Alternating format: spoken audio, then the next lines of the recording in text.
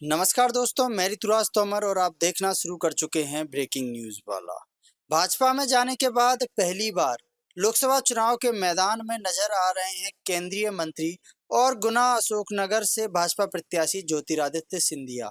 हालांकि पिछला लोकसभा चुनाव हारने के बाद ज्योतिरादित्य सिंधिया ने कुछ समय बाद भाजपा ज्वाइन कर ली थी और उसके बाद राज्यसभा सदस्य बनकर वो केंद्रीय मंत्री भी रहे। इसी बीच उपचुनाव और विधानसभा चुनाव में उन्होंने खूब जनसभाएं की, लेकिन ये लोकसभा चुनाव सिंधिया भाजपा की रणनीति के तहत लड़ते हुए दिखाई दे रहे हैं, क्योंकि जहां भाजपा का नारा है कि मेरा बूथ सबसे मजबूत, भाजपा निचले स्तर पर जाकर चुनाव का मैनेजमेंट करती है और निचले स्तर के सामान्य बूथ एजेंट भी पार्टी के आला कमान तक अपनी बात पहुंचा सकते हैं।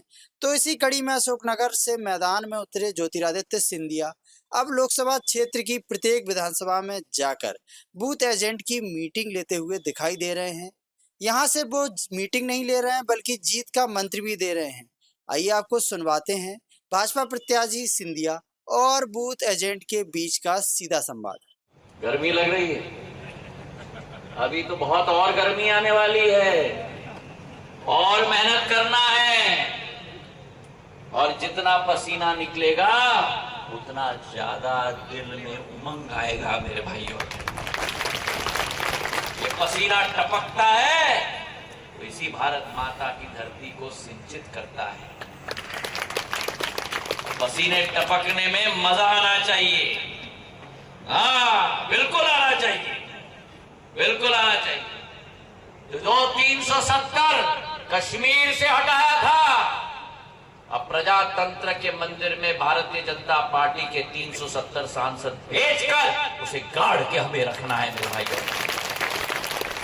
और जब कहा है आपकी बार 400 बार, तो हमारा और आपका लक्ष्य होना चाहिए कि 400 पार प्रधानमंत्री जी ने केंद्र से कह दिया,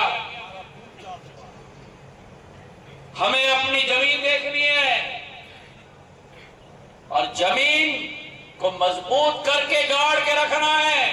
तो हमारा नारा बनना चाहिए, मेरा बूथ मेरा बूथ मेरा बूथ मेरा बूथ।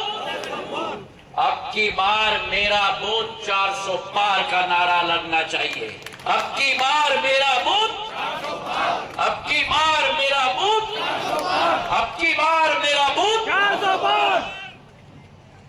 और अगर ये हमारा संकल्प है, अगर ये हमारा संकल्प है, एक एक योद्धा का संकल्प है,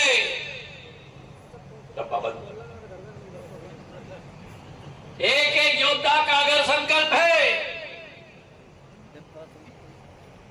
तो जो संकल्प प्रधानमंत्री जी ने लेकर 500 वर्षों का सपना, 500 वर्षों का संघर्ष, जिसके लिए देश का एक एक नागरिक ने अपना बलिदान दिया, मेरी आजी अम्मा राजमाता साहब ने मांग रखी कि राम मंदिर की स्थापना होनी चाहिए, उसके लिए संकल्प लेके संघर्ष किया। जो सपना हजारों लाखों करोड़ों लोगों का अगर किसी ने पूरा किया तो प्रधानमंत्री नरेंद्र मोदी जी ने पूरा किया। तो देखा आपने कैसे सिंधिया भी भाजपा में आने के बाद बदले बदले नजर आ रहे हैं। वो समझ रहे हैं कि समय के साथ अगर हम नहीं बदले तो फिर चाहे हमारी राजनीति हो, व्यापार या फिर कोई बड़ा कारोबार, उसको ठप होने में ज्यादा समय नहीं लगता।